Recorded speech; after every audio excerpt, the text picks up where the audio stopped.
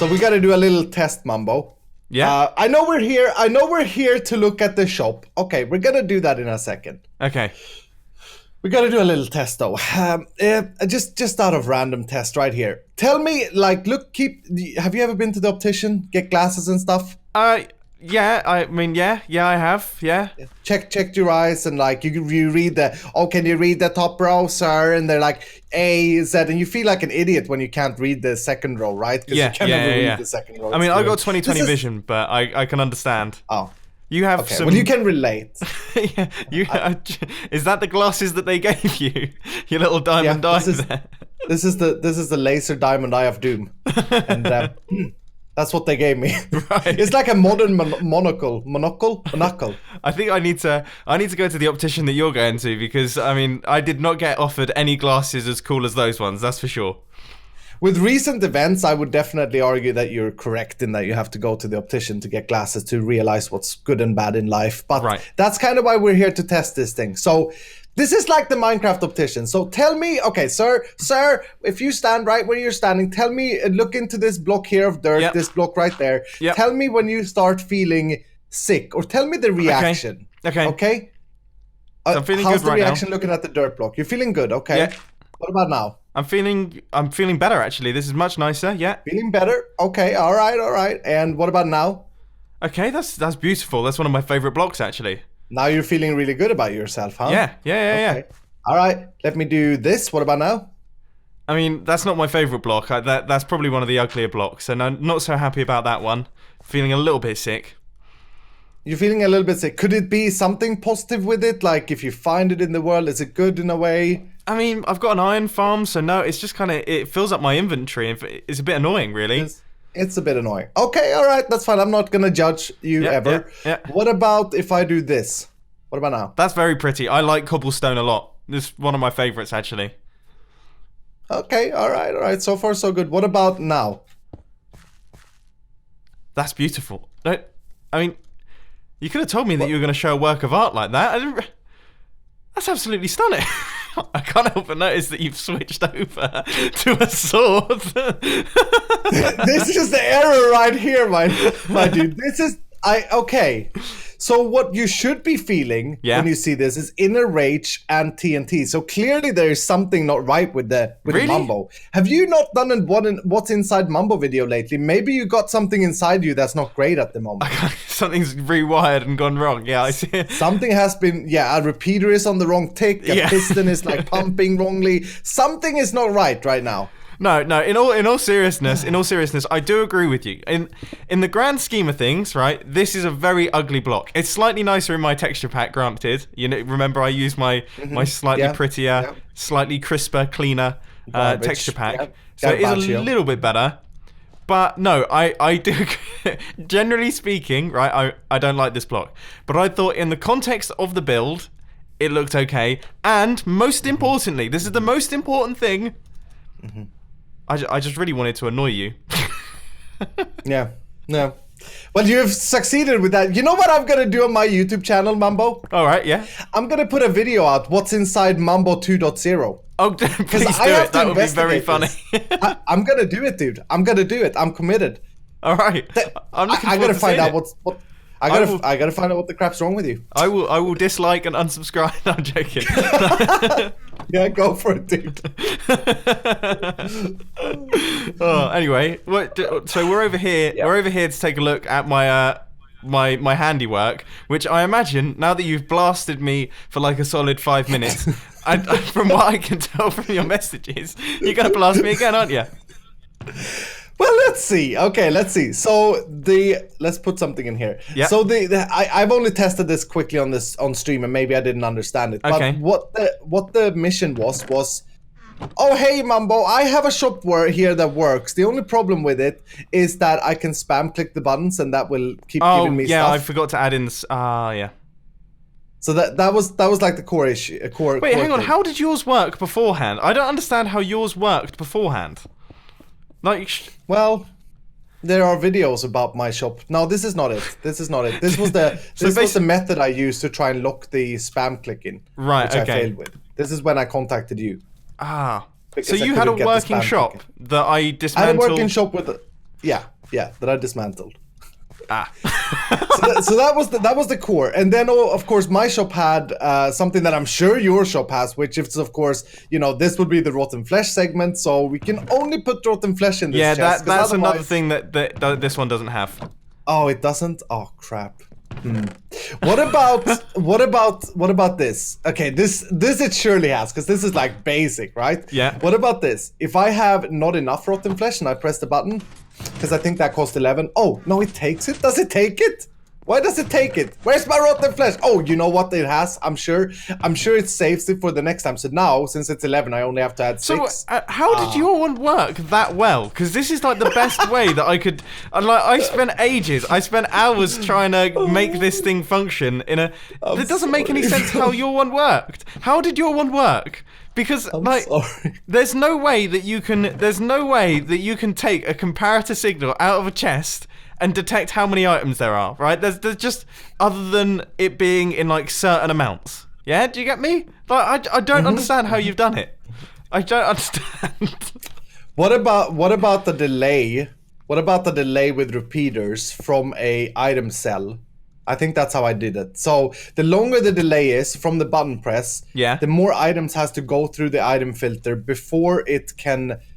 So if I have, okay, think about it in reverse. Let me try. Do you have any ender chests? Do you have an? Oh, I do have an ender chest. Yeah.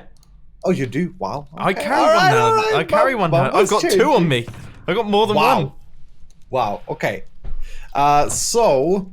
By the way, I didn't mean to disrespect your work. I know that a lot of people are gonna hate me. It was more of a fun thing of the 3 things that I did say in my previous episode that we're just here to poke fun. I know that even though Iskall genuinely does hate my redstone contraption, he's only saying it in a cheeky way. That was a mate moment right there. That was a mate moment. Nice work, mate. Great redstone contraption, mate. Yeah. So the way that you've come up with is basically much smarter than mine, because your timing's integrated into that. Your timing is integrated into that, so that when the items come through, it just lets a certain number of items out. Whereas mine is kind of pushed out over here. Whereas when you hit the button, it creates a pulse extender, which then allows a certain number of items out of these hoppers down at the bottom here. So I don't know, I can't really describe it in a way that makes sense. So yours has all of this circuitry pretty much in this space in one circuit, yeah. Yeah. Oh, that is a tiny bit embarrassing, because I spent hours on this.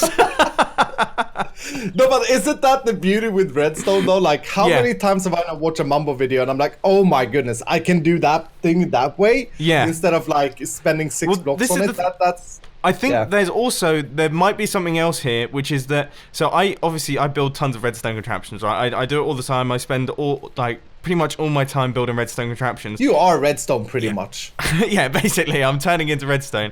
What I think there's a chance what might happen is that because I get so, like, I've built so many redstone contraptions, I know how I build certain things.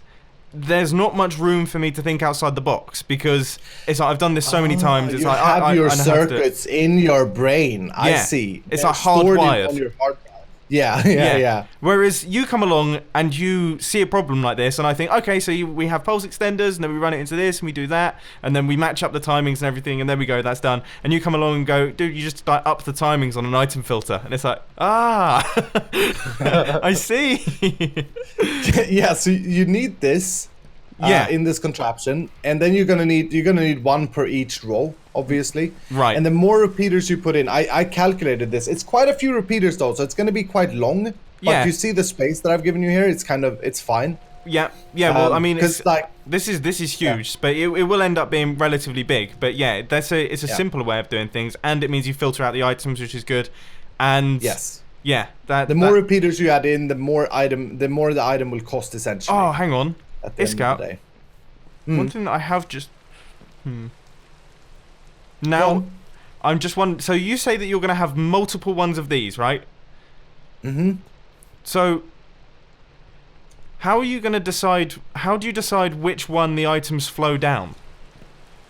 Well, you have one item filter for the input. That's a separate item filter. Okay. Then you to determine the cost of the items based on the first input, so that it doesn't pull items out unless it has the right amount. Yep. You will use a secondary item filter for that row. So every row will have one item filter, and then there will be a central item filter. I can just show you, like in my videos, I built all of this working. So I have that module working. I can show you that and share that with you first. So you can just sort of copy that part, because I couldn't fit a locking system into it, which was the important thing. That you can't spam it. You need that I broke. You need like a piston, which, yeah. You know. Okay, all right, that sounds good. All right, you can send me all the links. I'll do all the research. I'll see how you did it. I'll try my best to tweak the design a little bit, and I'll try my best to come up with ways in which I can do this that makes sense. You hate this project, by the way. Oh, I hate it. Yeah, I hate you for coming up with it. I'm sorry, so frustrating. Brother. It's the most frustrating thing I think I've ever had to work on. Because also, you're. It's not even like I can build it massive. You've got just a crazy space constraint on it as well. It's like it can only be 5 blocks wide. You've got a roof. You've got it's all working against me. You can go down endlessly, and you can go all the way over to this wall. Yeah. Okay. Over here. So from the beginning, this wasn't supposed to be like a space that you could use. But then I did you see what I did up there? It's beautiful, man. Yeah, I might have to take a look. I'm going to take a look right now.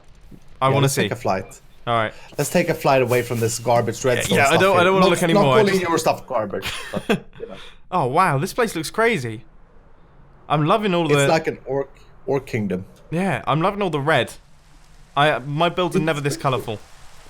This is cool. I mean, it's supposed to be like infusing fear into the opponents. Yeah. Orc, you know? Yeah, I don't think that will infuse any fear in anyone. But no, that's good. Shut up, dude! I've worked so hard on that chant, man. I've worked so hard. What do you mean you've worked so hard on it? It's the same word 5 times over. I went to a specialist in chanting. I was like, okay, how about this? I started off with something like orc, and they were like, oh, what are you supposed to do? And I'm like, I'm trying to do fear into the enemies. And after many hours and lessons, it turned into orc.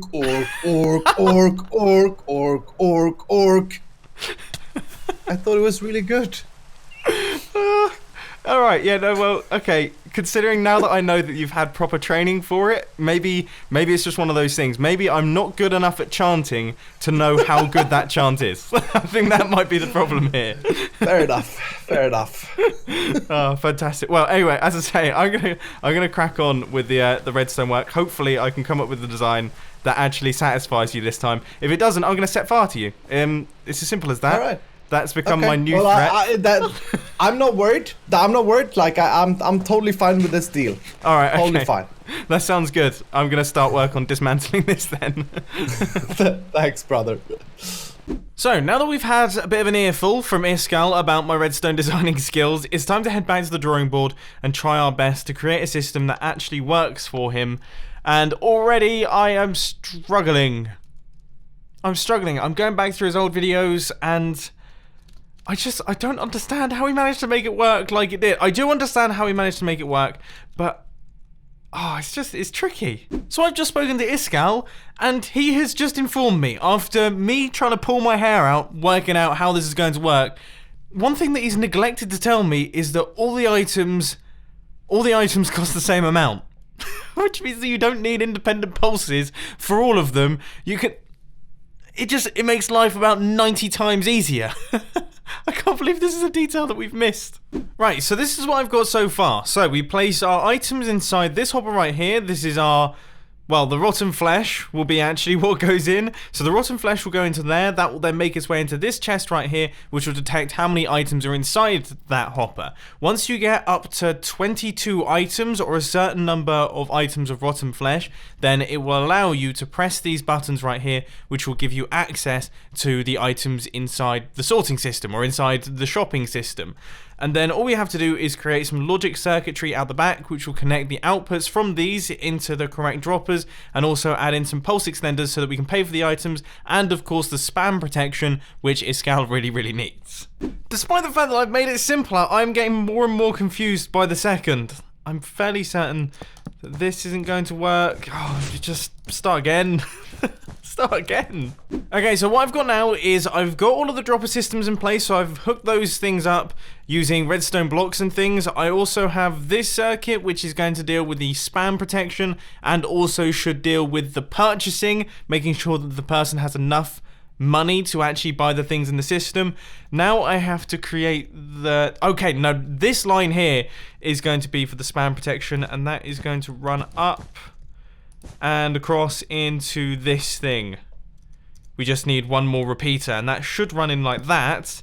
And that means that as soon as items start flowing out of the system, so as soon as you've purchased something and an item drops through into this hopper, as soon as there's any items in there, it will lock off these pistons, which means that when a person is buying something and items are being taken out, a transaction is being completed, you will not be able to buy anything else because all of these pistons will be extended.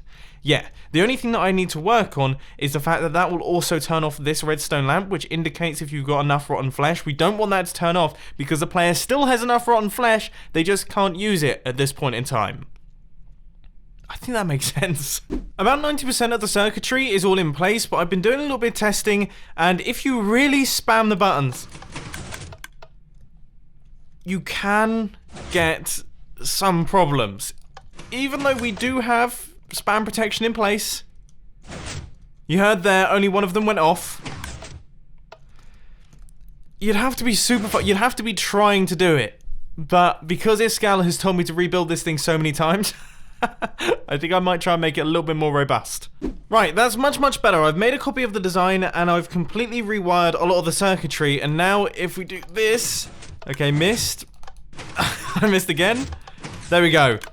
We still only get one click through. So only one of the pistons fires. That is about as fast as we can get in terms of spam protection. And now the payment system is also in place. So that's all good. You can see that that kicks in and we have got the payment in process light as well, which means that if a player starts hitting buttons around in this area, they're not going to think, oh, the system's broken. It's just telling them that the machine is currently off and it isn't currently working. So that's all good. What next? I think it's just this little circuit which should be unlocking the hopper and allowing all of the payments to be passed through, and I'm fairly certain I now have that up and running. So at this point in time, all the items cost 8 rotten flesh. Now, right now we have got just about enough, but if we take one of those items out, then you can see that these pistons extend, and that means that right now, if we press any of these buttons, we can spam them as much as we like, we aren't going to be able to get any items. Now, if we place that one piece of rotten flesh in, you can see that we now can gain access to that item. And if we hit both of these buttons very quickly, only one of the items is dispensed, and that is because we've got the spam protection. If we take a look down here, all of the items have been removed. So we have paid for the item and the money has come out. Now, if we were to place in 64 items inside this thing, obviously that means we've got a lot of cash inside the system. So if we hit this button, then you can see we get ourselves a helmet. That's all good. We have a payment processing, but that has now gone through. We should have 54.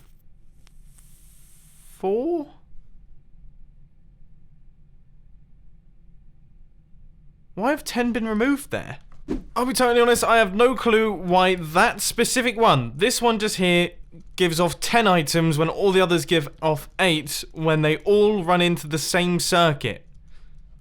Look, it merges all the outputs together and runs it all into one pulse extender, which then runs into there. Why would it be any different? It was actually because of this circuitry up here. So originally we had a block up like this, and then the redstone was on top of that one, but apparently that was causing some issues. So now that we've changed it up and redone some of the redstone, it seems to all be working okay. So as I say, if we have got 64 items or however many items on the inside here, if we buy something, only 8 items will be removed from the system. The rest will be stored up, so you can continue buying things. So this light is still on, which means that we can still buy things. We hit this button and that will do that. And then eventually, once you run out of money, so let's say that we only have 7 items inside here, we've spent all of our cash, we cannot buy anything else. This works. If Iskall doesn't like this, as I say, I'm going to set fire to him.